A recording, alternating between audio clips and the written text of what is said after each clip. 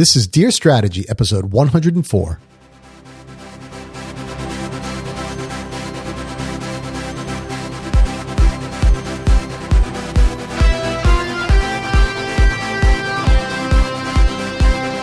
Welcome to another episode of Dear Strategy. We answer all of your questions about product and business strategy. Real questions from real people in real companies, just like yours. Welcome back, strategy creators, to another great episode. This is, again, episode 104. And today we are going to feature another strategy story. So if you are not up to speed on our new format, go check out episode 101, where I describe what we're going to be doing throughout 2020 and kind of beyond episode 100, where we're going to mix in some strategy stories with our standard questions. And the strategy stories, we're going to tell you kind of stories about, interactions that we have with normal everyday companies and analyze those situations from a strategic standpoint. So that's the basic idea, but go check out episode 101 and we'll explain more. But that's what we're going to be featuring today. By the way, while you're going out and checking back on episode 101, don't forget to subscribe, because if you go to dearstrategy.net, you'll see a subscribe button. I think a pop-up comes up as well, but if you go ahead and share your email address, we're going to go ahead and tell you when new episodes are released. I promise we're not going to spam you. We're not going to give you all kinds of, sales pitches and things like this. Not what this show is about. We're just going to go ahead and tell you when new episodes are released so you won't miss any. And also, while you're doing that, go subscribe to us on your podcast aggregator of choice, whether that's Apple Podcasts or Spotify or Google Podcasts, wherever you like to listen to podcasts. Go ahead and subscribe to us in one of those places or all of those places so you don't miss an episode there as well. Okay, so with that said, let's get to this week's story. And I want to tell you that, again, this is a new format, so we're still experimenting with what works best. When we went ahead in episode 102 and did the first strategy story, it was more or less a story that I had experienced. And I kind of said that, hey, for the first stories, probably for most of this year, we're going to feature stories of things that I've experienced or people around me have experienced, friends, families, colleagues, people that I work with, people that have told me stories, because it's new, right? So we don't have people officially writing in with their own stories quite yet. So the first story I featured was one that was mostly happening to me, but also one that has happened to other people around me, friends and family and so forth. And so I put it in the form of a question and answered, hey, is this a good strategy or not, whatever else. And I guess that works. I was trying to stick to our kind of traditional structuring of question, answer, whatever else. But the truth of the matter is, I think I'm just more comfortable, if the story is mine, I'm just going to tell you the story and then let's analyze it. Let's talk about it. And I think that's kind of worked the best. I don't know. We'll see. But that's what I'm going to try this week, because this week's story is clearly something that happened to me. And I want to tell you the story and I want to talk about it. Let's see what's going on. So here it is. I recently was at a store with my wife and we had a coupon for 20% off anything in the store. And I don't remember the exact percentage. It was something pretty significant, right? And the backstory to it is that, my birthday is going to be coming up here not too far away. And so we do shopping typically a month and a half before the birthday is, because we want to get each other something that we actually like, right? And it just so happened that there was a jacket that I really liked and we got this coupon and we're like, hey, this is a perfect opportunity. So we go down to the store and I try it on. Everything looks great. Fantastic. So now my wife takes the jacket from me and says, I'm going to go buy it, and goes to the register. And, I don't know why this kind of dance has to happen. I guess I know I'm getting the jacket, but for whatever reason, she still wants to buy it for me and then physically give it to me for my birthday some weeks later. So, okay, that's what we do. She's got this coupon, jacket fits, everybody's happy. She goes off to the register. And I fully expect that she's going to come back from the register with a purchased coat in hand, all happy. And then we go to the car and pretend like she doesn't have it. And then she gives it to me a few weeks later. Well, she did come back from the register, but not in that way. She was actually stomping back from the register, absolutely pissed, throws the coat back onto the rack, says, we're getting out of here. I said, what's going on? Right? Where's my jacket? And so she basically says, this place, I'm not going to shop here anymore. I can't stand it. So calm down. What's happening? Said, well, this brand is excluded from the coupon. So I've dealt with this before, right? Now, kind of pause. I'm a music technology junkie. People who listen to the show a lot probably know that. And I buy a lot of musical equipment online, mostly electronic musical equipment, whatever else online. And I buy it from fairly large online music retailers who do the same thing, right? They give coupons on a regular basis, but then there are a lot of brands that are excluded from the coupon. So I'm very familiar with this process. So I said, okay, if this is excluded, it's probably listed somewhere. So let's flip over the coupon. And sure enough, on the back of the coupon, fine print, there's all these different brands and items that are excluded from the coupon. So I said, okay, it's common, no big deal. Like, don't worry about it. Let's go. I don't need the jacket anyway. And that's it. But of course I said to her, is there anything else you want to use the coupon on? And she, no, emphatic, right? No way. Okay. So off we go. So this is the story. This is a situation. And frankly, this has happened many, many times before. This has happened to a lot of people that I know. And the same question comes up, why do companies do this? Like, it seems deceptive. Now, you would say on the surface that they're doing it because they want to bring you into the store. And once you find out that your brand is not applicable to the coupon, or the coupon is not applicable to your brand, you're going to try and find something else to use the coupon on, just like I tried to do, right? But sometimes that backfires like it did with my wife, because it gets so mad as a consumer. You say, this is ridiculous. I wanted this to apply and it didn't. And so I'm leaving and I'm never shopping here again. Well, of course, we did shop there again a week later, bought the jacket without the coupon. That's a story for another podcast, I'm sure. But the situation that we want to analyze here is what's going on behind the scenes. Why do companies do this? And that's what we want to try and address here on this episode. So when you as a consumer go into a retailer or a store and you buy something, essentially what you're doing is you're buying a product that was supplied to that store by some manufacturer. And that supply is governed by some set of policies. And some of those policies have to do with pricing. You know, manufacturers work really hard at trying to position their products in the marketplace as a certain way. So either they're premium, they're discounted, they're cheap, they're whatever. And part of when a manufacturer is supplying a product through retail, they want to make sure that whatever their strategy is in the marketplace is honored and translated properly. So if I'm supplying a product that I want to position as a really premium high-end product, I don't want to have a retailer discount that all the way down to it appearing to be a very cheap or, commodity type product. So there's got to be some level of guidance that manufacturers provide to retailers to ensure that their strategies are honored. And part of that guidance includes these pricing strategies.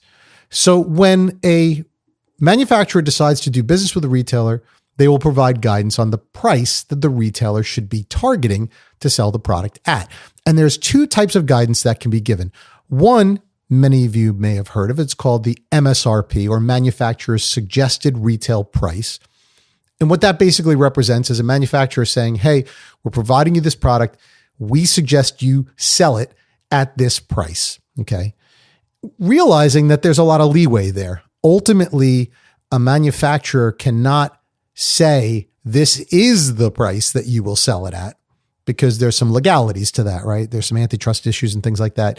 You have to be sure that you are not putting one retailer at an unfair advantage over other retailers. So as a manufacturer, you can suggest the price, but you can't dictate the price. So the retailers will generally take that MSRP and use that as a target. And if they're going to provide discounts, they'll provide certain discounts off of that MSRP. But in general, you're putting the product in the right place in the marketplace from a position standpoint so that your strategy is met from a manufacturing standpoint. And I would say that's very common. It's used for years, right? And so that's kind of the way that retailers price products is MSRP with some discount to, allow them to get the business over other retailers, whatever else.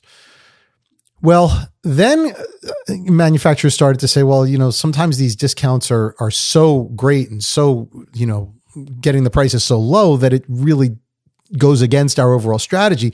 So many of them, especially the ones that have great brand loyalty, good consumer pull-through, meaning that consumers will come to retailers looking for these brands, those types of manufacturers started to implement something called an MAP or MAP price, which stands for minimum advertised price. And so that's an add-on to the policy that says, hey, we have an MSRP, but in addition to that, we have an MAP, meaning that this is a price that we set as the absolute bottom price that you cannot advertise our price below that. Okay. And so what that does is it gives retailers even stricter guidance saying, this is the way we choose to go to market. This is the way we choose to position our product. You cannot advertise our product at a price that's lower than this MAP price point that we give you. And the remedy for that, by the way, if you do that, is essentially the manufacturer can pull the products off the shelves and say, you no longer have access to our products. Now, it's important to note that this is a minimum advertised price. Retailers can still sell the product at whatever price they want. It's just that they can't advertise it at a certain price that's below this MAP. Well, for big retailers, obviously, what this does is it causes a situation where it is really difficult for a retailer to sell a product below the MAP because it would require kind of one-on-one negotiation with each and every one of their customers, which maybe for, large ticket item products that could be done. But for the, kind of smaller ticket price items or the really large retailers, effectively MAP pricing is also going to translate into the lowest price that they sell it for. It's not legally the lowest price that they can sell it for, but it is usually ends up being that in the end.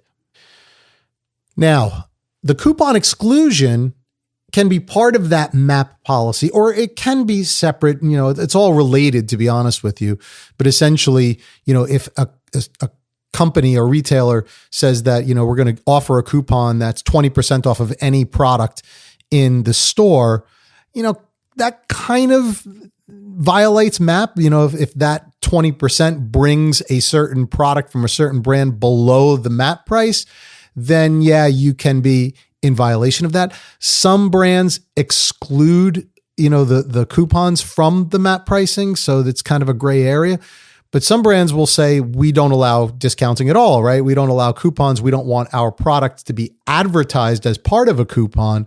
And so it's all kind of related to this MAP pricing, whether it's directly related to it or an addendum to it or a slightly separate policy. It's all basically the same thing, which is saying we do not want you advertising our brand as a discounted brand. And so it usually is dictated by the manufacturers. So when we get down to a strategy, is it a good strategy? Well, actually, from a manufacturing standpoint, it really is a good strategy, particularly if you've put a lot of time into research, development, differentiating your products. You've spent a lot of time and money advertising your products.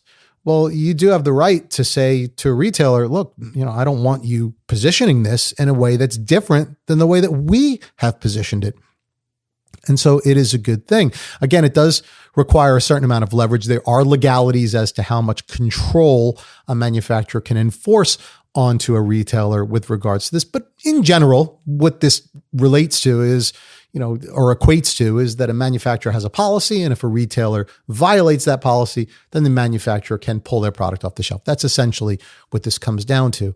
So I say that for manufacturers that fall into those categories, it's a good thing. And usually those are the manufacturers that you see as part of these exclusions, right? It's the high-end manufacturers, the premium manufacturers, the well-known manufacturers, right? The brands that you go to the store to go and buy. And so, they don't want their products to be seen as discounted products.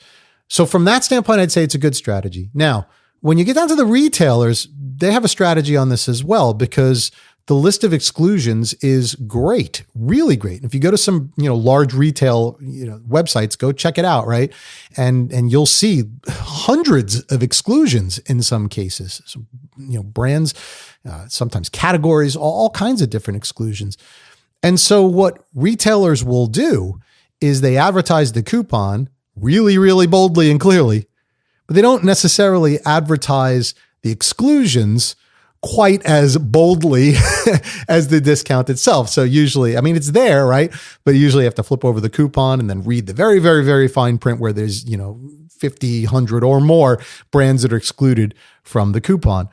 So obviously, this is not by mistake. I mean, retailers don't want you to necessarily be reading all that fine print because they want you to come into the store with your coupon in hand and find out when you're there that, oh my God, my brand is excluded.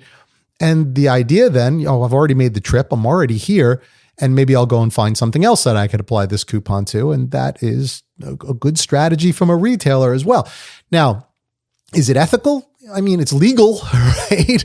I mean, a lot of consumers might say, boy, you're really trying to pull the wool over my eyes. It's a little bit tricky. And I would agree with that to some extent.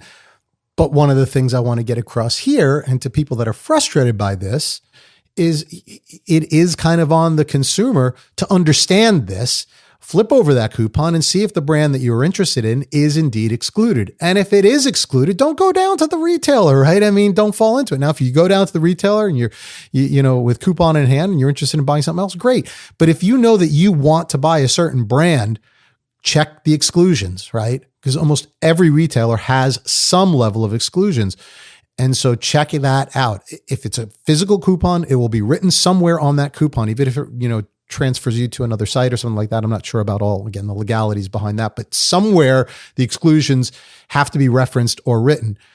If it's online, same thing, right? There'll be some button that says exclusions apply, and click on that and you'll see all the brands that are excluded. So do your homework before you just go to the store, coupon in hand, and get frustrated. Because behind the scenes, these are not really terrible strategies, right? Of course, retailers, their job is to get you in the store. They're going to try and get you in the store and kind of advertising 20% off really boldly and the exclusions really small kind of does that, right? So a little tricky, but it works. And from a manufacturer standpoint, being excluded from these coupons, again, may seem a little tricky, but it actually is a good thing because they're trying to position their brand in a certain way. They're spending a lot of money on advertising, innovation, everything else. And those are things that they're passing along to you as a positive.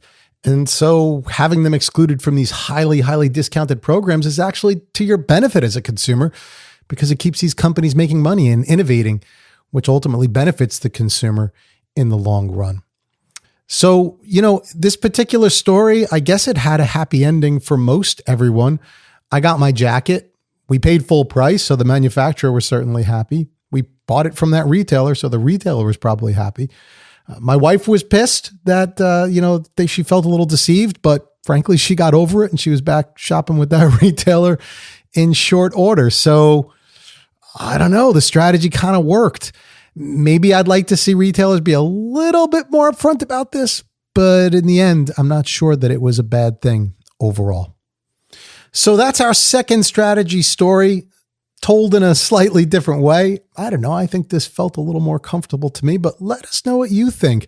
Tell us if this format works for you, if this format of just telling the story rather than trying to put it in the form of a question works for you. And of course, if you have a story that you want to be analyzed on the show, go ahead and tell us about that as well. You can do all of that at dearstrategy.net. Click on the contact link on the upper right-hand corner of the website, and you will be taken to a form where you can give us all of this feedback and more.